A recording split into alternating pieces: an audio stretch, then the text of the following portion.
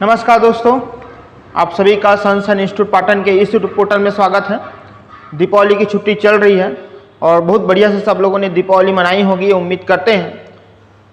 आगामी परीक्षा में देखेंगे तो अभी महत्वपूर्ण शिक्षक भर्ती है, तो अभी चूंकि छुट्टी चल रही है तो मैं सोचा कि एक वीडियो हम बना दे सकते हैं। और एक महत्वपूर्ण विषय है शिक्षक भर्ती में, वो है बाल विकास एवं शिक्षा शास्त्र CDP, child development and pedagogy.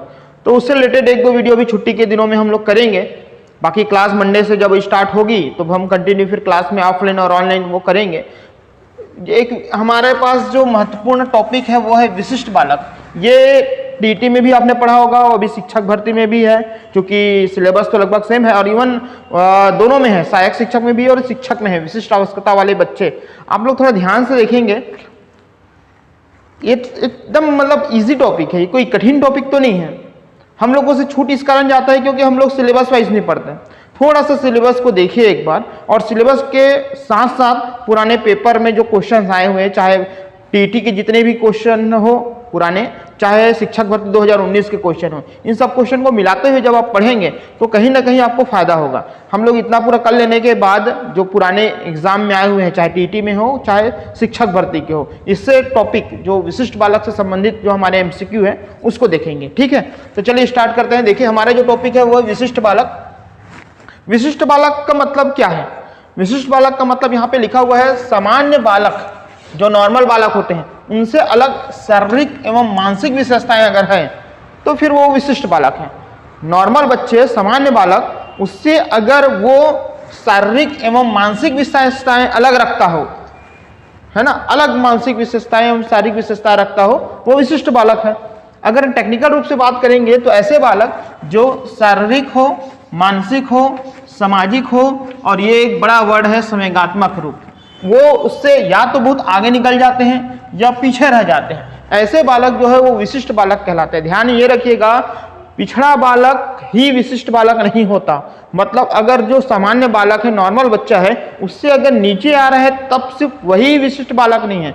अगर सामान्य बालक से अगर वो आगे भी निकल आते हैं, हम लोग पढ़ेंगे आगे चलकर, सृजनात्मकता बालक होता है, बहुत सारे हम लोग विशिष्ट बालक के प्रकार पढ़ेंगे। ये सब बालक जो है विशिष्ट बालक के अंतर्गत आते हैं। ये जो मैंने अभी टॉपिक बोला संवेगात्मक, ये इनका बहुत बड़ा रोल होता है CDP में, आप लोगों ने पढ़ा होगा इसके बारे में, खासकर जीन प्याजे के बारे में। ये सब चीज हम लोग अभी क्लास में कर रहे हैं। ठीक है, तो याद रखिएगा। प्रश्न भी इससे पूछता है बहुत सारे, जब बच्चा जन्म लेता है तब उसको किस प्रकार के संवेग होते हैं, बच्चा जब 2 महीने का होता है तब किस प्रकार का संवेग होते हैं, 1 साल का होता है तब किस प्रकार से संवेग होते हैं, 2 साल का होता है तो किस प्रकार के संवेग होते हैं। ये बड़ा इंपॉर्टेंट टॉपिक है संवेगात्मक वाला। ठीक है, बच्चे का संवेगात्मक विकास। ठीक, तो ऐसे बालक जो शारीरिक, मानसिक, सामाजिक तथा संवेगात्मक रूप से या तो सामान्य बच्चे से आगे निकल जाते हैं या पीछे रह जाते हैं, ये सब बालक क्या कहलाते हैं? विशिष्ट बालक कहलाते हैं। देखिए बच्चा जो होता है, बच्चा नॉर्मल बच्चे जैसे नहीं है। कई लोग ऐसे आपने देखे होंगे जो नॉर्मल सी चीज़ों को ढंग से जल्दी से समझ नहीं पाते, तो वो बच्चे तो विशिष्ट बालक में आएंगे ही आएंगे। साथ में कई लोगों को आपने देखा होगा कि कठिन से कठिन चीज़ों को भी जल्दी से समझ जाते हैं, ये भी विशिष्ट बालक की श्रेणी में आते हैं। ठीक है, तो ये विशिष्ट बालक हैं। देखिए बुद्धि लब्धि आगे पढ़ेंगे हम लोग, और क्लास में एक्चुअल में हम लोगों ने पढ़ लिया है।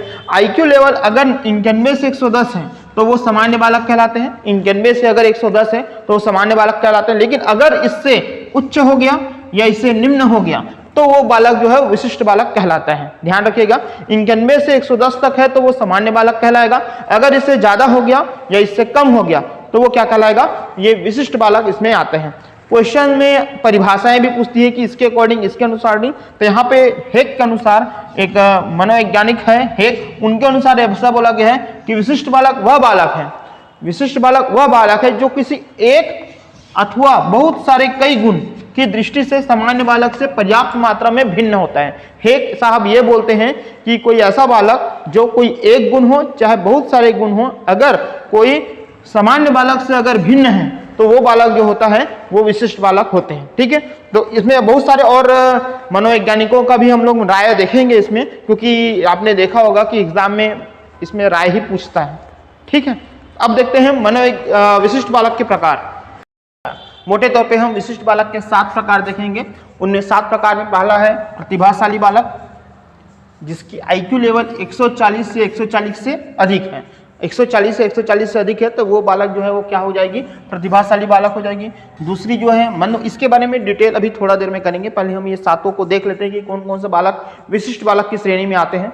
तो पहला प्रतिभाशाली बालक जिनके IQ 140 से 140 से अधिक होता है। दूसरा मंद बुद्धि बालक, इनकी IQ 80 से 89 होता है, क्योंकि हमने 90 से 140 तक सामान्य बालक पढ़े थे, 91 से 140 हमने सामान्य बालक पढ़े थे, ठीक है। अच्छा, अलग अलग मनोवैज्ञानिक लोगों ने अलग अलग बताया। ये शख्स जो कि बार बार आपको देखने को मिलेगा, क्रो एंड क्रो, इनका बोलना है कि 70 से कम होती है इनकी IQ, इनकी मंद बुद्धि की। दूसरी टर्मन साहब ने बोला कि 76 से 90 अगर होता है तो वो मंद बुद्धि का होता है, ठीक है। तीसरा है पिछड़े बालक। पिछड़े बालक के बारे में बताएंगे कि पिछड़े बालक जरूरी नहीं है कि मंद बुद्धि हो, इनकी लिए हम IQ का प्रयोग नहीं करते, इनके लिए हम EQ का प्रयोग करते हैं, शैक्षिक लब्धि का प्रयोग करते हैं। बाकी इनके लिए हम लोगों ने IQ का प्रयोग किया था, बुद्धि लब्धि का प्रयोग किया था, इसके लिए हम EQ का प्रयोग करेंगे, शैक्षिक लब्धि का प्रयोग करेंगे। चौथा जो है वो है समस्यात्मक बालक। पांचवा जो जानते होंगे इसके बारे में, है ना, आप लोग एक्चुअल में समस्यात्मक बालक हो, आपको पता है ना। पांचवा जो है वो आपका विकलांग बालक, छठवां बाल अपराधी बालक और सातवां आपका सृजनात्मक बालक। तो ये 7 हमारे प्रकार है विशिष्ट बालक के। 7 बालकों को हम अलग अलग करके हम पढ़ेंगे। एक बार और हम फिर से बोल देते हैं, प्रतिभाशाली बालक, मंद बुद्धि बालक, पिछड़े बालक, समस्यात्मक बालक, विकलांग बालक, बाल अपराधी बालक और सृजनात्मक बालक। ये 7 प्रकार हो जाते हैं बालक के। तो सबसे पहले हम लोग प्रतिभाशाली बालक देखेंगे। पहला प्रतिभाशाली बालक जिसको हम लोग गिफ्टेड चिल्ड्रन या ब्रिलियंट चिल्ड्रन बोलते हैं। पहले भी हमने बात किया था कि इनकी IQ जो है 140 से 140 से अधिक रहती है। अपने स्तर से, मैंने अभी थोड़ा देर पहले बोला था कि अगर अपने स्तर से भी अगर ज़्यादा स्तर, उच्च स्तर के कार्य को भी अगर आसानी से कर लेते हैं तो वो प्रतिभाशाली बालक हैं। और किसी भी राष्ट्र की बात करो या किसी भी समाज की बात करो, वो प्रगति तब हो पाएंगी जब ये प्रतिभाशाली बालक जो है अगर इनमें विकास होता है। जैसे लिखा भी है, राष्ट्र अथवा समाज की प्रगति ये उस पर निर्भर करता है जो प्रतिभाशाली बालक होते हैं, उन पर ही निर्भर करती है, ठीक। प्रतिभाशाली बालकों में ही विकास की संभावनाएं सबसे ज्यादा होती है, ठीक। अब इसके बारे में अलग अलग लोगों ने अलग अलग बोला। जैसे पहले हम लोगों ने लिखा हुआ स्कीमन तथा हैरीमैन। स्कीमन और हैरीमैन ने ये बोला कि पूरे समाज में या पूरे जहां पे भी हम बात करते हैं वहां पे मात्र 1% लोग ही होते हैं जो प्रतिभाशाली होते हैं। प्रतिभाशाली शब्द का प्रयोग वो 1% लोगों के लिए किया है जो सबसे अधिक क्या होते हैं, बुद्धिमान होते हैं। ये बोल कौन रहा है, ये बोल रहे हैं स्कीमन और हैरीमैन ने बोला। साथ ही एक शख्स है टर्मन। ध्यान रखिएगा, अभी टर्मन अकेले हैं, आगे चलकर टर्मन और बोलेंगे। टर्मन बोलते हैं कि प्रतिभाशाली बालक में शारीरिक विकास, शैक्षणिक उपलब्धि तथा बुद्धि और व्यक्तित्व, इन सब में ये वरिष्ठ होते हैं। जो सृजनात्मक बालक होते हैं, जो प्रतिभाशाली बालक होते हैं, वो शारीरिक विकास, शैक्षणिक उपलब्धि, बुद्धि और व्यक्तित्व में वरिष्ठ होते हैं। ये कौन बोल रहा है, ये टर्मन साहब बोल रहे हैं। अब देखते हैं टर्मन और मैरिल के अनुसार। टर्मन और मैरिल ने प्रतिभाशाली बालक के लिए क्या बोला कि 140 IQ से अगर ऊपर वाले बच्चे हैं तो वो प्रतिभाशाली होते हैं। ध्यान रखिएगा, ये जो बातें बोल रहे हैं वो टर्मन और मैरिल दोनों ने बोला साथ में। एक हमने इसके पहले हमने टर्मन पढ़ा था, अब हम पढ़ रहे हैं टर्मन और मैरिल। इन लोगों के अकॉर्डिंग 140 से ऊपर वाले जो बच्चे होते हैं वो प्रतिभाशाली होते हैं। साथ ही साथ ये क्रो एंड क्रो, ये आपको हर चैप्टर में मिलेंगे ये आदमी, क्रो एंड क्रो। इनके अकॉर्डिंग प्रतिभाशाली बालक जो होते हैं वो 2 प्रकार के होते हैं। इसके अकॉर्डिंग प्रतिभाशाली क्रो के अनुसार प्रतिभाशाली बालक जो है वो 2 प्रकार के होते हैं। पहला, एक तो वो IQ लेवल के हिसाब से बात करेंगे और दूसरा वो कला के हिसाब से बात करेंगे। जैसे ऐसे बालक जिनकी IQ 130 से अधिक होती है। ध्यान रखिएगा, IQ अगर 130 से अधिक है तो वो जो है सामान्य बालकों से सभी बातों में श्रेष्ठ होती है, मतलब वो प्रतिभाशाली बालक है। और दूसरा बोला जा रहा है वे बालक वो भी प्रतिभाशाली बालक के श्रेणी में आते हैं। यहाँ पे IQ की बात नहीं बोल रहे हैं, IQ वाला ये है कि 130 से अधिक है वो भी प्रतिभाशाली में आएंगे। लेकिन ऐसे बालक जो किसी विशिष्ट क्षेत्र जैसे कला, अभिनय, संगीत, खेल, इन सभी चीजों में अगर अपनी प्रतिभा का प्रदर्शन करते हैं तो ये भी प्रतिभाशाली बालक में आते हैं। यहाँ पे इस बात का बात नहीं बोला गया है कि वो IQ उनकी अच्छी हो। 2 प्रकार के उन्होंने बात किया। किसने बात किया है, क्रो एंड क्रो ने बात की। हम देखते हैं प्रतिभाशाली बालकों की क्या विशेषताएं होती हैं। देखिए, प्रतिभाशाली जो बालक होते हैं वो आप देख सकते हैं एक हीरे के समान होती है, एक बहुमूल्य रत्न के समान होती है।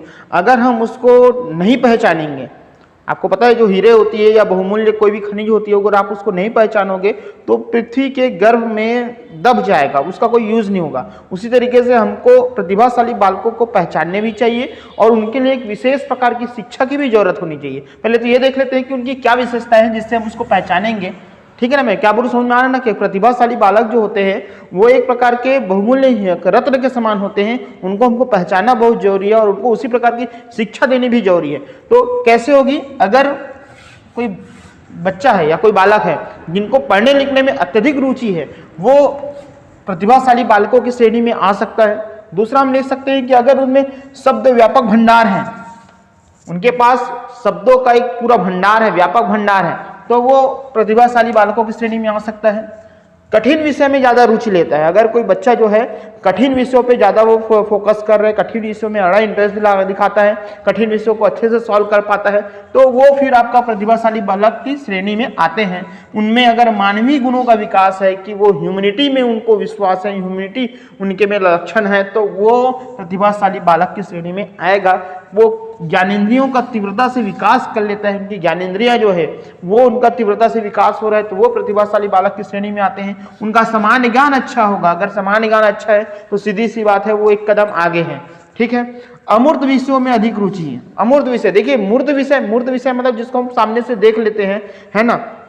अमूर्त मतलब जिनको हम सोचते हैं, कल्पना करते हैं, ऐसी चीजों में अगर उनकी रुचि है, मतलब सही सीधी सी बात है वो प्रतिभाशाली ही होगा। क्योंकि नॉर्मल बच्चा जो होता है वो सामने देख के अगर किसी को चीज को कर रहा है वो तो मूर्त हो गया, लेकिन किसी चीज को वो कल्पना करके कर रहा है तो वो अमूर्त हो गया, तो वो प्रतिभाशाली बालक की श्रेणी में आएगा। उनके में तीव्र तर्क शक्ति है, वो तर्क लगाना सीखते हैं, रीजनिंग उसका बहुत बढ़िया है, रीजनिंग विषय नहीं, रीजनिंग मतलब वो तर्क लगा लेता है, किसी भी चीज का वो तर्क लगाने में माहिर है, तो वो विशेष प्रतिभाशाली बालक की श्रेणी में आएगा। उनके में नेतृत्व क्षमता है, वो लोगों को साथ लेकर चल सकता है, तो उनके में प्रतिभाशाली बालक की श्रेणी में आएगा। और अगर उनके उच्च बुद्धि लब्धि है, हाई IQ है, तो वो प्रतिभाशाली बालकों की श्रेणी में आएगा। एक और अच्छे से इसका उदाहरण एक क्वेश्चन एग्जाम में भी आया था कि राम जो है कक्षा 5वीं का छात्र है, राम जो है कक्षा 5वीं का छात्र है और वो 8वीं के गणित विषय को आसानी से सॉल्व कर लेता है वो 5वीं क्लास का, और वो 8वीं क्लास के बच्चे 8वीं क्लास के किसी भी बोल सकते गणित विषय, बड़ा विषय है गणित विषय मतलब कठिन विषय, उनको अगर वो सॉल्व कर लेता है तो वो प्रतिभाशाली बालक में आएगा। आप लोगों ने 3 इडियट मूवी देखा है, उसमें भी आमिर खान जो थे वो इस तरीके से करते थे, वो प्रतिभाशाली बालक में आएगा। ये क्वेश्चन एग्जाम में आया हुआ है, ठीक है। अब इन प्रतिभाशाली जो बालक होते हैं उनको हमको कैसी प्रकार की शिक्षा देनी चाहिए, हमने तो पहचान लिया ये प्रतिभाशाली बालक है, अब उनको उस प्रकार की शिक्षा भी तो देनी जरूरी है। तो पहले उनको आपने लिखा हुआ है कि नेतृत्व क्षमता में है, तो उनको नेतृत्व प्रशिक्षण देना जरूरी है, उनको में सिखाना चाहिए गुण दर्श जो उनको में झलक रहा है, उनको अच्छे से उनको क्या देना चाहिए, ट्रेनिंग देना चाहिए, नेतृत्व प्रशिक्षण करानी चाहिए, उनको इस तरीके से उत्तरदायित्व का कार्य दिया जाना चाहिए ताकि वो उनके में नेतृत्व क्षमता का विकास हो। तीसरा उसको प्रोत्साहन देनी चाहिए जिससे वो और आगे बढ़े, ठीक है। साथ साथ चूंकि ये आपको पता चल गया है कि वे विशिष्ट बालक है, प्रतिभाशाली बालक है, तो उनके लिए अलग से जब पाठ्यक्रम लगाना पड़ेगा, नॉर्मल बच्चों की तरह नहीं जिनकी इनके लिए विशेष पाठ्यक्रम की जरूरत पड़ेगी, और जब विशेष पाठ्यक्रम की जरूरत पड़ेगी तो वहाँ पे विशिष्ट कक्षाएं भी लगेगी, ठीक है, विशिष्ट कक्षाएं भी उनके लिए लगेगी। क्योंकि आपने देखा होगा कि ये जो बालक होते हैं उनकी IQ लेवल बहुत हाई होती है, तो इनके लिए पुस्तकालय की सुविधा बहुत अच्छी होनी चाहिए, क्योंकि पढ़ने लिखने में ज्यादा रुचि रखते हैं ऐसे बालक, तो पुस्तकालय की भी सुविधा होनी चाहिए। सर्वांगीण विकास पर बल होना चाहिए, सभी प्रकार के चहुमुखी विकास इनका होना चाहिए। और इसके लिए देखिए शिक्षण विधि, प्रश्न पूछता है कि प्रतिभाशाली बालक, ये प्रश्न इंपॉर्टेंट है कि प्रतिभाशाली बालकों के लिए किस प्रकार की शिक्षण विधि का प्रयोग करना चाहिए, तो याद रखिएगा प्रयोजना विधि इसके लिए बहुत बेस्ट होता है। प्रयोजना विधि जिसको हम प्रोजेक्ट मेथड भी बोलते हैं, प्रोजेक्ट मेथड या प्रयोजना विधि बोलते हैं। ये सब शिक्षण विधि क्या है ये सब आगे क्लास में करेंगे, इनको अलग से करेंगे, अगर इसी में घुस जाएंगे तो फिर ये कहीं ना कहीं हमारा विशिष्ट बालक जो हम टॉपिक लिए हुए हैं वो छूट जाएगा, इसको और पढ़ेंगे। प्रयोजना विधि या प्रोजेक्ट मेथड, इसी को प्रोजेक्ट मेथड बोलते हैं, वो सबसे अच्छी है। बाकी और में निगमन विधि या ह्यूरिस्टिक विधि ये भी इसमें काम में आता है, ठीक। चलिए पहला हमने देख लिया प्रतिभाशाली बालक, अब हम देखते हैं दूसरा सृजनशील बालक। सृजनशील बालक भी विशिष्ट बालक के प्रकार में आते हैं। देखिए मौलिकता, देखिए कुछ चीजें हम जो लिख रहे हैं ये बड़ा इंपॉर्टेंट है, सेंट्रल TT में भी ये क्वेश्चन एग्जाम में आए हुए हैं। मौलिकता, साहस तथा लगन जैसे अगर किसी में है तो वो सृजनशील बालक है। सृजनशील, नए नए चीज का निर्माण करना, नए नए चीज को सोचना, ये सृजनशील में आते हैं। तो अगर किसी में मौलिकता है, साहस है, लगन जैसे गुण है, तो वो सृजनशील बालक क्रिएटिव चिल्ड्रन के अंतर्गत आते हैं। आइजैक साहब ने यह भी बोला है कि वह योग्यता जो नवीन शब्दों को देखकर असाधारण विचार प्रकट करती है, ऐसी चीजें जो साधारण नहीं है, नॉर्मल तो सब लोग सोच लेते हैं, लेकिन अगर असाधारण अगर विचार प्रकट करते हैं उनको सृजनात्मकता कहते हैं। बाकर मेहंदी, दलेर मेहंदी के भाई बाकर मेहंदी, इनके अकॉर्डिंग बोला जाता है कि सृजनात्मकता में 3 प्रकार के तत्व पाए जाते हैं। एग्जाम में आया है निम्नलिखित में से कितने तत्व या कौन कौन से तत्व पाए गए हैं। पहला मौलिकता, उसके में ओरिजिनलिटी होनी चाहिए, मेन जहां से है। बाकी उनके तरीके अलग हो सकते हैं, ठीक है, उनका लक्ष्य केंद्रित होना चाहिए कि हमको ये चाहते हैं, हमको ये सृजन करना है, बट उनके तरीके अलग हो सकता है। ये हो जाती है मौलिकता। प्रवाहिता, इनके में इन्फ्लुएंस होनी चाहिए, इनकी कंटिन्यूटी होनी चाहिए, प्रवाहिता होनी चाहिए, लचीलापन होनी चाहिए, ताकि वो आगे चलकर जैसे लक्ष्य है उसके हिसाब से वो ढल सके। तो मौलिकता, प्रवाहिता और लचीलापन इसके अकॉर्डिंग होना चाहिए। देखिए इसका उदाहरण मैं आपको बता देता हूँ। थोड़ा देर पहले हम लोगों ने प्रतिभाशाली बालक पढ़े थे, उसमें हमने बोला था कि अगर राम 5वीं क्लास का बच्चा है, अगर 8वीं क्लास का अगर मैथ्स को सॉल्व कर लेता है तो वो प्रतिभाशाली बालक है। इसमें क्या आएगा, अगर कोई राम, चलो किसी दूसरे का नाम ले लेते हैं, हीना अगर मान लेते हैं CGPSC में चयनित कोई अधिकारी है, ठीक है, और उसको शौक है पेंटिंग करने का, तो उस जो जॉब है, जो PSC से सिलेक्टेड हुए हैं, उस जॉब को छोड़कर अगर वो पेंटिंग के क्षेत्र में अगर विशेष स्थान रखना चाहती है और उसको छोड़ के ये अपना नया चीज शुरू करते हैं पेंटिंग के क्षेत्र में, तो वो सृजनशीलता में आएगा। ठीक है, तो 3 चीजें इसमें आती है, ध्यान रखिएगा, मौलिकता, प्रवाहिता और लचीलापन। ये एग्जाम में पूछा गया है, ध्यान में रखिएगा। साथ ही साथ हालमैन के अनुसार ये बोला गया है कि इसमें 4 प्रकार के तत्व पाए गए हैं। नवीनता होनी चाहिए तभी सृजनपन है। अगर सब लोग अगर मान लो सब जैसे चल रहा है वैसे ही चले जाए तो कहां से सृजन हो पाएगा। तो नवीनता होनी चाहिए, विलक्षणता होनी चाहिए, विलक्षण ध्वनि के होना चाहिए। दूसरा विस्मय होनी चाहिए, उनके में विस्मय होनी चाहिए, और अनोखा चिंतन होना चाहिए, अद्भुत चिंतन होनी चाहिए, तब वो जो है सृजनशील बालक के अंतर्गत आएंगे। ठीक है, तो अब देख लेते हैं सृजनशील बालकों में क्या विशेषताएं होती है कि उनको हम पहचानेंगे कैसे। पहला तो यही है, अच्छा इसका उदाहरण आप वही है मैंने बताया ना, वैज्ञानिक को भी आप देख सकते हैं, वैज्ञानिक लोग भी देखेंगे तो उनके में सृजनात्मकता गुण होती है। वो लोग भी नए नए चीजें ढूंढते रहते हैं, तभी तो वैज्ञानिक बने, उन लोग को नई चीजें खोजना होता है। पहला नवीन चिंतन की योग्यता, उनके में नवीन चीज, नया चीज जो है वो सोचते हैं, उनके बारे में उनका बोलना चाहिए, वो अपना काम करते हैं। दूसरा मौलिक निर्माण की योग्यता, जैसे मैंने अभी आपको बताया था कि उनके गुणों में मौलिकता का गुण पाया जाता है, अगर वो योग्यता है। स्वतंत्र निर्णय की क्षमता अधिक, अगर उनके में निर्णय क्षमता, देखिए स्वतंत्र होना चाहिए, उनके में खुले विचार होनी चाहिए, उनके परिवार वाले या ये जो है इस चीज़ों को समझना चाहिए और उनको स्वतंत्रता देनी चाहिए। उनको जो डर होते हैं ना, डर भय, इनसे मुक्त रखनी चाहिए, ये सब चीज है। तो स्वतंत्र निर्णय क्षमता अधिक होनी चाहिए।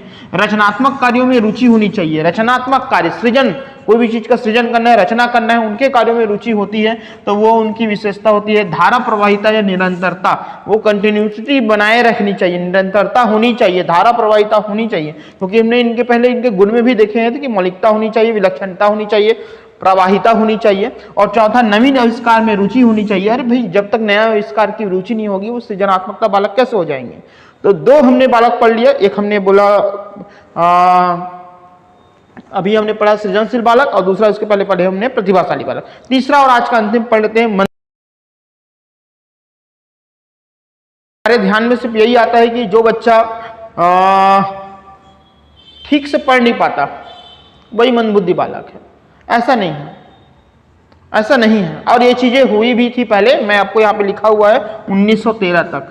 1913 तक तो यही समझा जाता था कि जो बच्चा पढ़ लिख नहीं सकता, अच्छे से अपने स्तर के भी क्वेश्चंस को ढंग से नहीं सॉल्व कर पाता, वो मंदबुद्धि बालक है।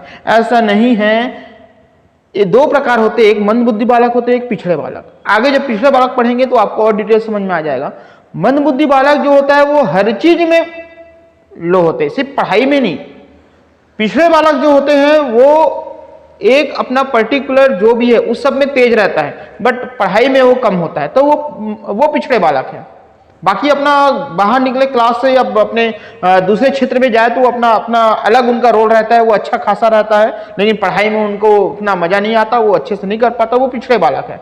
मंदबुद्धि बालक वो बालक होते हैं जो हर क्षेत्र में पिछड़ा रहता है ना, ध्यान में रखिएगा। मंदबुद्धि बालक क्या पिछड़ा बालक हो सकता है और क्या पिछड़ा बालक मंदबुद्धि बालक हो सकता है, ये चीज को आपको सोचना है। देखिए, मानसिक योग्यता, ध्यान रखिएगा, यहाँ पे प्रश्न बोला जा रहा है, यहाँ पे चीजें बोली गई है।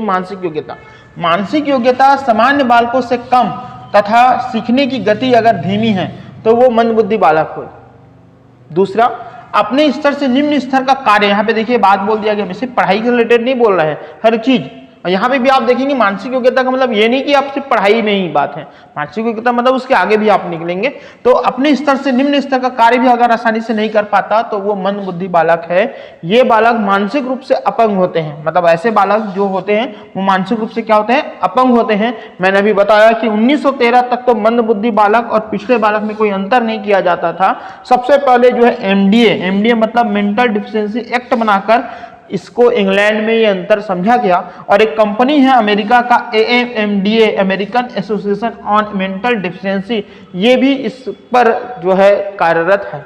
ठीक है, मंदबुद्धि बालक के बारे में जो शख्स के बारे में हम बात करते हैं वो क्रोएनक्रो है। क्रोएनक्रो ऐसे बोलते हैं कि जिन बालकों की बुद्धि लब्धि 70 से भी कम होती है वो मंदबुद्धि बालक है। जैसे मैंने आपको बोला ना कि मंदबुद्धि और पिछड़े बालक को एक जैसे मानते थे, उसी अनुसार ये बोला जा रहा है कि जिनकी बुद्धि लब्धि 70 से भी कम मापी गई है वो क्रोएनक्रो के अनुसार क्या है, वो मंदबुद्धि है। जैसे यहाँ पे मैंने लिखा भी है कि क्रोएनक्रो के अनुसार अगर 70 से भी कम अगर उनकी IQ लेवल है, बुद्धि लब्धि है, उनको मंदबुद्धि बोला गया है। ये चीजें आपको करना पड़ेगा कि कौन कौन मनोवैज्ञानिक ने क्या क्या बोला है।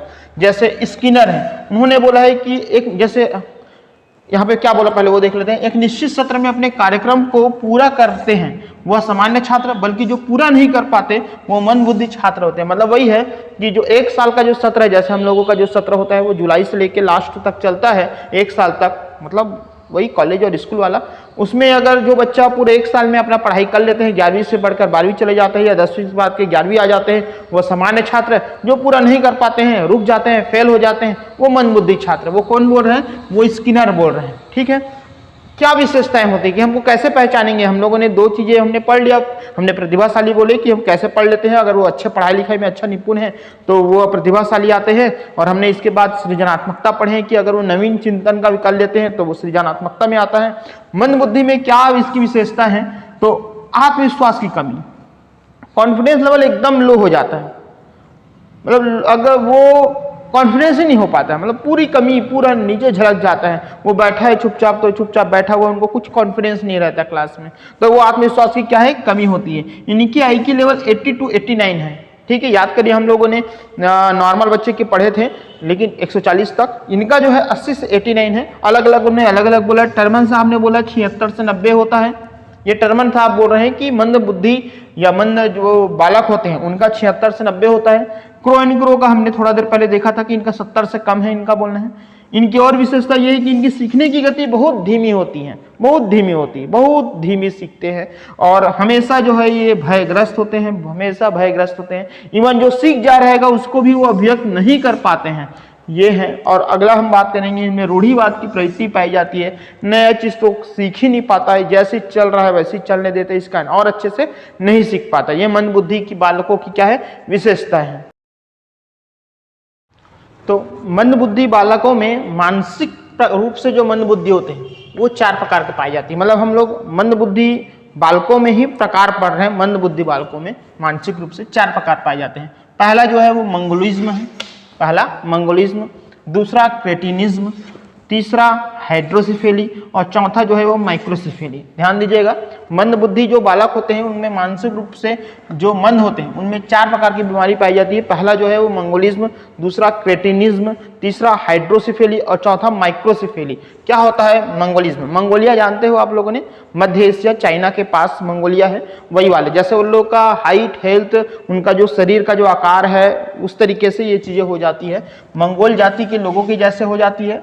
आपको पता होना चाहिए, आप कमेंट बॉक्स में कमेंट करके बताइए कि मंगोलिया एक आया हुआ था इब्न बतूता के शासनकाल में। कौन आया था, आप कमेंट करके बताइए। तो मंगोल जाति के जैसे होते हैं वैसे हो जाते हैं। आंखें जो होते हैं वो बादाम की तरह हो जाती है, आंख जो है ऐसे बादाम की तरह हो जाती है। जो मुंह है वो तिरछापन हो जाती है इसमें, इस बीमारी में। होंठ जो होते हैं वो पतले हो जाते हैं, गर्दन जो है वो छोटी हो जाती है, नाक चपटी हो जाती है। हाथ पैर जो होता है वो आकार में बड़े हो जाते हैं, जैसे धड़ है उससे बड़े हो जाते हैं। ठीक है, इसमें देखिए, इसमें क्रेटिनिज्म में धड़ और कान जो है वो बड़े हो जाते हैं, हाथ पैर छोटे हो जाते हैं। पूरा धड़ और कान ये बड़े हो जाते हैं, शरीर छोटे हो जाते हैं।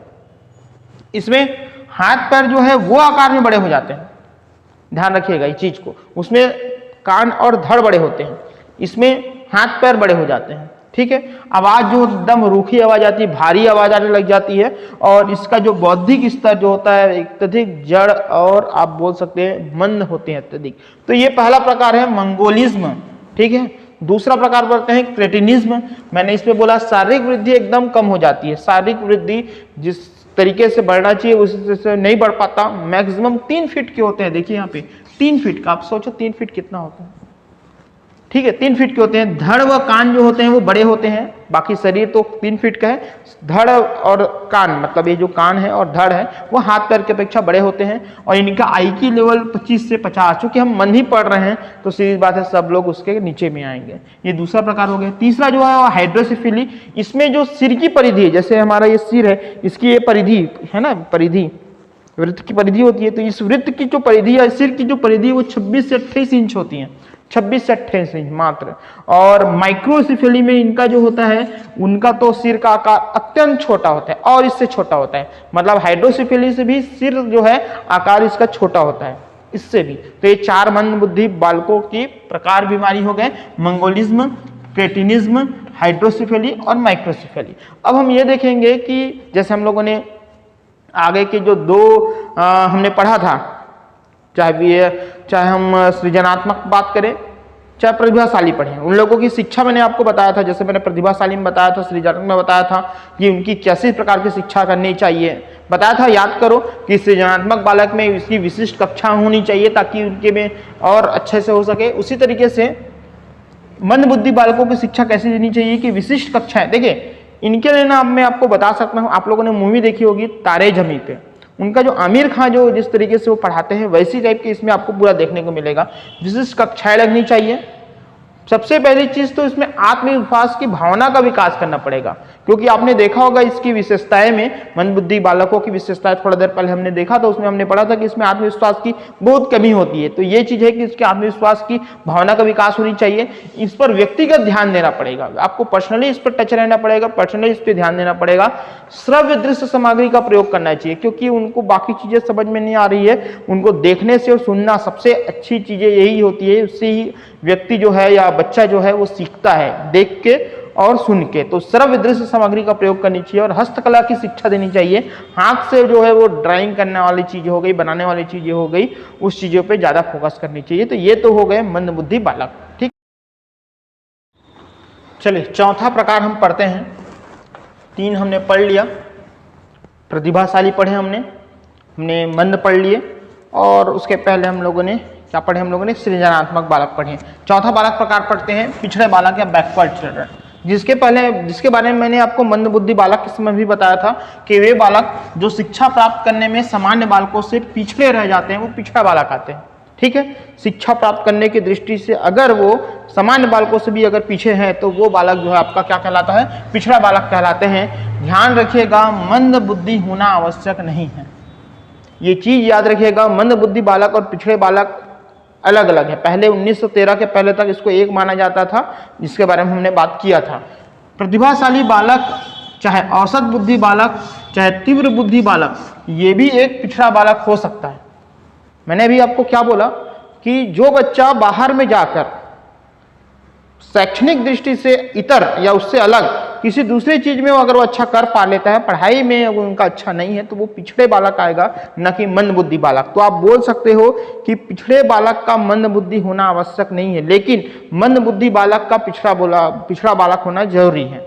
होना है, मंद बुद्धि है मतलब सारी चीजें नहीं कर पाता है, तो पढ़ाई भी ढंग से नहीं कर पाता। तो पिछड़े बालक का मंद बुद्धि होना आवश्यक नहीं है, लेकिन मंद बुद्धि का पिछड़ा बालक होना आवश्यक है। इसके लिए जैसे बाकी में हम लोगों ने IQ का प्रयोग करते थे, इनके लिए इंटेलिजेंस क्वेंट का प्रयोग नहीं करते, इनके लिए एजुकेशनल क्वेंट या शैक्षिक लब्धि का प्रयोग करते हैं, क्योंकि इसमें कोई भी आ सकता है। इसमें आप देखेंगे तो प्रतिभाशाली भी आ सकता है और तीव्र वाला भी आ सकता है, औसत बुद्धि वाला भी इसमें आ सकता है। पिछड़ेपन के प्रकार देखते हैं। दो प्रकार के पिछड़ेपन के प्रकार होते हैं, एक तो सामान्य पिछड़ेपन होता है और एक विशिष्ट पिछड़ेपन होता है। देखिए, जैसे मान लेते हैं कि अपने क्लास में कोई एक लड़का है। अच्छा, पहले एक और उदाहरण दे लेते हैं। जैसे मान लेते हैं अंकित एक लड़का है, वो क्लास पे जब वो परीक्षा दिया है तो बाकी विषयों में अच्छे नंबर से पास हो गया, गणित में वो फेल हो गया। बाकी विषयों में वो पास हो गया, गणित में वो फेल हो गया, तो पिछड़ेपन में आएगा। मन बुद्धि में कहाँ आएगा? ये पिछड़ेपन में आएगा। उसी प्रकार से पिछड़ेपन के दो प्रकार हैं, पहला सामान्य पिछड़ेपन और दूसरा विशिष्ट पिछड़ेपन। सामान्य पिछड़ेपन मतलब जैसे अभी मैंने अंकित का उदाहरण दिया था कि वो कुछ एकाध विषय में फेल हो गया तो वो सामान्य पिछड़ेपन आ जाएगा। लेकिन अगर वो सभी के सभी में विषय में फेल हो जाते हैं तो ये विशिष्ट पिछड़ेपन आएगा। ठीक है, ये पिछड़ेपन के क्या हो जाएंगे? प्रकार हो जाएंगे। अब अलग अलग मनोवैज्ञानिकों ने पिछड़े बालक के बारे में अलग अलग बताया है। जैसे वार्टन हॉल, इनके अकॉर्डिंग पिछड़े बालक वे हैं जिनकी शैक्षणिक उपलब्धि स्वाभाविक योग्यताओं से कम है। मैंने ये बात बोला ही था शैक्षणिक उपलब्धि से रिलेटेड कि वार्टन हॉल बोलते हैं कि शैक्षणिक उपलब्धि जो उनकी स्वाभाविक योग्यता है उनसे अगर कम है, बाकी उनकी योग्यता है अच्छी खासी, बट उससे वो उनकी शैक्षणिक उपलब्धि कम है, तो वो एक प्रकार के पिछड़े हैं। दूसरा, सेनेल बोलते हैं कि अपने आयु स्तर के बालकों की तुलना में शैक्षणिक कमजोरी प्रस्तुत करते हैं। ये बात बार बार बोल रहा हूं मैं, शैक्षणिक की बातें हो रही है बार बार, तो अपने आयु स्तर के बालकों की तुलना में शैक्षणिक कमजोरी अगर प्रस्तुत करते हैं वो पिछड़े बालक होंगे, वो बोल रहे हैं सुनेल के अकॉर्डिंग। सिरिल बर्ट बोलते हैं कि अपने स्कूली लाइफ में अगर जो बच्चा जैसे कोई 10वीं में है, अगर उनको 9वीं के क्वेश्चंस भी दे रहे हैं और वो सॉल्व नहीं कर पा रहा है तो वो बच्चे जो है वो पिछड़ा बालक में आएंगे। जैसे लिखा हुआ है, जो स्कूल जीवन के मध्य में अपने कक्षा से एक सीढ़ी नीचे का कार्य करने में भी अगर वो असमर्थ रहते हैं तो वो बच्चा जो होते हैं वो क्या होंगे? पिछड़े बालक में आएंगे। क्या कारण है, क्या वजह है इनके? कुछ ऐसे वजह हैं जैसे उनको निर्देशन का अभाव है, अच्छे से निर्देशन नहीं मिल पाया, वो एक कारण हो सकते हैं। निष्ठुर अध्यापक, देखे होंगे अध्यापक में भी, अध्यापक का बहुत बड़ा रोल रहता है इन सब चीज़ों में। अगर अध्यापक निष्ठुर है तो वो एक वजह हो सकता है। तीसरा ये भी वजह हो सकता है कि वो बार बार बंक मार के भाग के जाते हैं ना, हम लोग स्कूल से भाग के जाते थे, तो बार बार जो है वो विद्यालय से भाग भाग के जा रहा है और वो अध्यापन कार्य को भी नहीं कर पा रहा है। तो बाकी उनकी है योग्यता, वो कर सकता है, बट वो कर ही नहीं रहा है, तो वो सब चीज जो है वो पिछड़ेपन के कारण है। बार बार विद्यालय से पलायन करके विद्यालय का अध्यापन कार्य न करना, वही भाग जाना। शारीरिक दोष, रोग की वजह से कई बार आपने देखा होगा कि लोग जो है उनको चाहे एक तो लंबे समय तक भी हो जाता है कभी कभी कोई प्रॉब्लम, या कभी कभी बीच अगर थोड़ा मोड़ा है तो वो तो कवर कर लेता है, बट अगर कभी लंबा हो जाता है, कोई बड़ा मेजर चीज़ें हो जाती है, उस वजह से वो उनकी जो शैक्षणिक है वो उतने अच्छे से नहीं हो पाती। तो शारीरिक दोष या रोग की वजह से एक वजह हो सकता है, मैंने अभी आपको निर्देशन के अभाव से बताया। और दूसरा, अयोग्य और निष्ठुर अध्यापकों की वजह से। इसी कारण जो है ये जो हमारे शिक्षक बनने के लिए जो प्रक्रिया है वो बड़ा लंबा प्रक्रिया किया गया है ताकि योग्य शिक्षक मिल सके। आपको पहले प्री डीएड करना पड़ता है, फिर आप बीएड करेंगे 2 साल का, उसमें भी आपको बहुत सारी चीज़ें प्रैक्टिकली दिया जाएगा, आपको ट्रेनिंग दिया जाता है फाइनल ईयर में, और उसके बाद आप फिर टीईटी आपको पास करना है या सेंट्रल टीईटी पास करना है, फिर उसके बाद आपको शिक्षक भर्ती का एग्जाम दिलाना है, उसमें आपको पास करना है, तब कहीं जाकर आप जो है शिक्षक बनते हैं। इसका योग्यता उस पर आपको देखी जाती है, इसका इतना लंबा रखा जाता है। ठीक है, चलिए हम लोगों ने 4 बालक हमने पढ़ लिया, 5वां बालक पढ़ते हैं, वो है समस्यात्मक बालक। और सब लोग समस्यात्मक बालक ही तो हैं। देखिए, समस्यात्मक बालक क्या बोलते हैं? झूठ बोलना, क्रोध करना, कक्षा में देर से आना, स्कूल से भाग जाना, ये सब बालक जो है वो समस्यात्मक बालक है। मतलब उनके व्यवहार में एक ऐसी चीजें होती है जो सामान्य नहीं होती है, वो समस्यात्मक बालक में आएंगे। सबसे अच्छा उदाहरण आपको मैं बता रहा हूँ, हमेशा ये दल बना के रहते हैं, देखे होंगे आपने स्कूल कॉलेज में कोचिंग में दल बना के रहेंगे, पीछे बैठना, ये लिखा हुआ है, दल बना के रहते हैं, बैक बेंचर, पीछे बैठे रहेंगे, इधर टीचर्स जो पढ़ा रहे हैं उस पर ध्यान नहीं है, अपना मस्त लगे हुए हैं, थोड़ा छोटा मतलब धीरे आवाज में बात करते रहना। ये सब बालक जो होते हैं वो एक प्रकार के समस्यात्मक बालक है। ये कोई भी बालक हो सकता है, समस्यात्मक बालक कोई भी हो सकता है, प्रतिभाशाली बालक भी हो सकता है, सृजनात्मक बालक भी हो सकता है, मंदबुद्धि बालक भी हो सकता है। ये लोग मतलब समस्या है टीचर के लिए।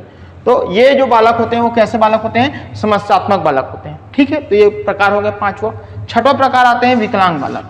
विकलांग मतलब आप देख सकते हैं दो प्रकार के हो सकते हैं, या तो कोई बालक जो है वो जन्म से किसी अंग विशेष के अब विकलांग हो, या जन्म से नहीं, अचानक से कोई चोट लग गया, दुर्घटना घट गई, या किसी बीमारी की वजह से अगर है कोई शरीर का कोई अंग काम नहीं कर रहा है तो वो विकलांग बालक की श्रेणी में आते हैं। देखिए, इनके लिए आपको पता होना चाहिए पृथक कक्षाएं और पृथक तरीके अपनाने चाहिए। मैं इसमें यह भी बताऊंगा कि किसको सामान्य कर सकते हैं और किसके लिए एकदम मस्ट है कि हम पृथक ही करेंगे। ठीक है, देखिए, पूर्ण रूप से अंधे, ध्यान रखिएगा, पूर्ण रूप से अंधे, एक आंख से नहीं, पूर्ण रूप से अंधे एवं मुख बधिर बालकों के लिए विशेष विद्यालय की स्थापना की जाती है। पूर्ण रूप से अंधे, पूर्ण रूप से पूरे अंधे हैं और मुख बधिर हैं, उनके लिए विशेष विद्यालय की स्थापना किया जाता है। आपको पता है, ये सबको पता है कि अंधे बालकों के लिए ब्रेल लिपि का आविष्कार लुईस ब्रेल ने किया था। ये खुद ही अंधे थे ना, लुईस ब्रेल खुद अंधे थे। इन लोगों ने ब्रेल लिपि, अगर आपने आगे पढ़ोगे, मैं आपको बताऊंगा आगे जब पढ़ेंगे, तो उनके विधि आती है, शिक्षण विधि, कैसे इनको प्रयोग करते हैं, कैसे गिनतारा का प्रयोग करते हैं, ये सारी चीजें हम इसमें पढ़ेंगे। मुख बधिर लोगों के लिए ओष्ठ लिपि, देखे होंगे आप लोग, जब आप होंठ हिलाते हो उसी को वो अनुभव कर करके कुछ समझता है, या सांकेतिक भाषा का प्रयोग करके हम इसमें पढ़ाते हैं। ठीक है, ये बात याद रखिएगा।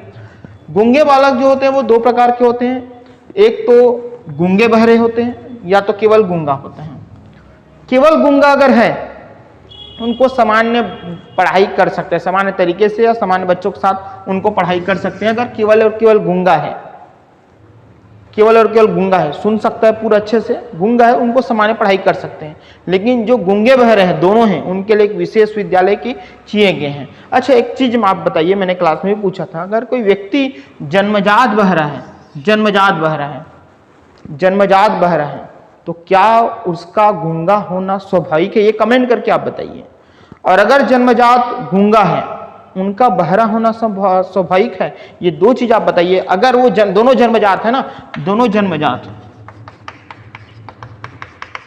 जन्मजात बहरा है तो क्या वो गूंगा होना पक्का है? और दूसरा, क्या जन्मजात गूंगा है तो क्या उनका बहरा होना पक्का है? या कमेंट करके बताइए। ठीक है, जो हकलाते हैं, तुतलाते हैं, इनके लिए स्पीच थेरेपी, ये क्वेश्चन आया था एग्जाम में, स्पीच थेरेपी प्रयोग किया जाता है। ठीक है, तो ये कितने हो गए हमारे? 6 हो गए। सातवां पढ़ते हैं, बाल अपराध। चलिए अंतिम देखते हैं हम, सातवां प्रकार, बाल अपराधी बालक। सामाजिक व्यवस्था को बनाए रखने के लिए कुछ नियम है, कानून है। अगर कोई इस नियम कानून को तोड़ता है वो अपराधी कहलाता है। अगर 18 वर्ष से बड़ा अगर कोई कर रहा है तो वो तो अपराधी है ही। अगर 18 वर्ष से कम उम्र के अगर कोई अपराध कर रहा है तो वो क्या कहलाएगा? आपका बाल अपराधी कहलाएगा। मतलब यही है 18 वर्ष से कम आयु के बच्चे। ठीक है, चोरी करना, उठाईगिरी करना, जेब काटना, जुआ खेलना, मादक पदार्थों का सेवन करना, हत्या जैसे अगर कोई अपराध कर रहा है, ये सब अपराधी, बाल अपराधी कहलाएंगे। दीपावली में चला होगा ये, है कि नहीं? तो ये सब जो है वो बाल अपराधी होते हैं। ठीक है, सबको पता है इतना चीजें। देखिए, पता सबको इतनी सारी चीजें जो आप लोगों ने पढ़ा है ना, 2 बार पढ़ोगे ना, एक बार 2 बार ऐसे रिवाइंड कर करके इसको देखोगे वीडियो को, ये पूरा टॉपिक हो जाएगा। और आपके इस टॉपिक से कम 3 से 4 क्वेश्चन बनते हैं। एक बार पुराना क्वेश्चन अब उठा के देखिएगा। ठीक है, देखिए, और जो ये अपराध किए रहते हैं उनको बाल अपराधी कहते हैं। फिर इनको पकड़ के पुलिस लेके जाती है और इनको फिर कहाँ रखा जाता है? बंदी गृह में या बाल सुधार गृह में रखा जाता है। और इस जगह पे उनकी शिक्षा का उचित व्यवस्था होनी चाहिए। कहाँ पे? जो बंदी गृह या बाल सुधार गृह जहाँ पे है, वहाँ पे उचित व्यवस्था शिक्षा का होना चाहिए। अच्छा, बाल अपराध, ये क्वेश्चन इंपॉर्टेंट है, याद रखिएगा। बाल अपराध के विज्ञान के जनक सीजर लाम्ब्रेसो, याद रखिएगा नाम, सीजर लाम्ब्रेसो। ग्लुक साहब ये बोलते हैं कि बाल अपराध होने के 95% जो वजह है वो है कुसंगति। कुसंगति की वजह से, संगति सही वजह नहीं होने के कारण 95% बाल अपराधी होते हैं, और ये सही भी है। ठीक है, सीजर लैम्ब्रेसो साहब जो कि बाल अपराध विज्ञान के जनक है, वो ये बोलते हैं कि कहीं ना कहीं ये अनुवांशिक दोष है जो चलते आ रहा है पीढ़ी दर पीढ़ी। जैसे आपने देखा होगा पारिवारिक माहौल अच्छा नहीं होने की वजह से जैसे चलते आ रही पीढ़ी वैसे ही बच्चे भी होने लग जाते हैं, तो ये लैम्ब्रेसो का कारण है। इनके वजह भी आप यहाँ पे लिखे बाल अपराध के कारण की पारिवारिक कारण, अनुवांशिक कारण, शारीरिक कारण। आपने देखा होगा शारीरिक कारण का मतलब ये कि कोई व्यक्ति हृष्ट पुष्ट होता है तो बिना मतलब के जो छोटे उनसे कम हृष्ट पुष्ट होते हैं या कम जिनका शारीरिक है उनको जो है दबाने की कोशिश करते हैं। पारिवारिक कारण की वजह से भी आपने देखा होगा बाल अपराध होते हैं, अनुवांशिक कारण की वजह से, ये सब वजह से बाल अपराध होते हैं। अब जो बाल अपराध है उनको कैसे शिक्षा देनी चाहिए? तो बाल अपराधी है उनको शिक्षा है, पहले तो नैतिक शिक्षा देनी चाहिए। बेटा बताना चाहिए कि ये सही है गलत है। तो पहला यही है कि नैतिक शिक्षा देनी चाहिए। यौन अपराध होते हैं, उन यौन अपराध को रोकने के लिए यौन शिक्षा देनी जरूरी है, तो यौन शिक्षा देनी चाहिए। और तीसरा ये जो हत्या, जो चोरी डकैत ये सब चीज़ें होती है, मतलब वो सब पैसे की वजह से, इस कारण उनको जो है व्यावसायिक शिक्षा देनी जरूरी है, व्यावसायिक निर्देशन देने जरूरी है। 3 प्रकार की शिक्षा इनको देनी चाहिए। ठीक है, तो ये हमारे 7 मैंने आपको विशिष्ट बालक के प्रकार बता दिया। इतना अगर 2 बार पढ़ोगे तो आपके पूरे क्वेश्चंस बन जाते हैं। आप पुराना टीटी के क्वेश्चन और शिक्षक भर्ती के क्वेश्चन आप उठा के देखिए। ठीक है, अगर आपको हमारा ये प्रयास पसंद आया होगा तो एक बार लाइक करिएगा, शेयर करिएगा, चैनल को सब्सक्राइब करिएगा। हो सके मैं आगे, अब चूंकि छुट्टी था इस कारण मैंने इसको कर दिया, हो सके आज शाम को मैं एक और नए कोई दूसरा टॉपिक का भी मैं सीडीपी में ही क्लास कर सकता हूँ, या आगे। अच्छा, रात को हम लोग डेली एमसीक्यू करते हैं, रात 8 बजे डेली हम लोग एमसीक्यू करते हैं यही सीडीपी का। आप चाहो तो उसमें आप शामिल हो सकते हो। शिक्षक भर्ती की क्लासेस कंटिन्यू चल रही है। टीटी में बहुत सारे लोग क्वालिफाई किए हुए हैं। अभी तक आप देखेंगे पूरा हमारे हम 2016 से 2015 से हम कोचिंग स्टार्ट किए हुए हैं। 2016 के टीटी से लेकर अभी तक के टीटी में बहुत सारे लोग अभी तक क्वालिफाई हो चुके हैं। इवन 2019 के शिक्षक भर्ती में टॉपर सहित, छत्तीसगढ़ के टॉपर के सहित 13 लोग हम लोगों ने के क्लास से चयनित हुए हैं। इस बार तो हमारा लक्ष्य 3 गुना है। ठीक है, चलिए ठीक है, नेक्स्ट क्लास पे फिर मिलेंगे। बिल्कुल, धन्यवाद।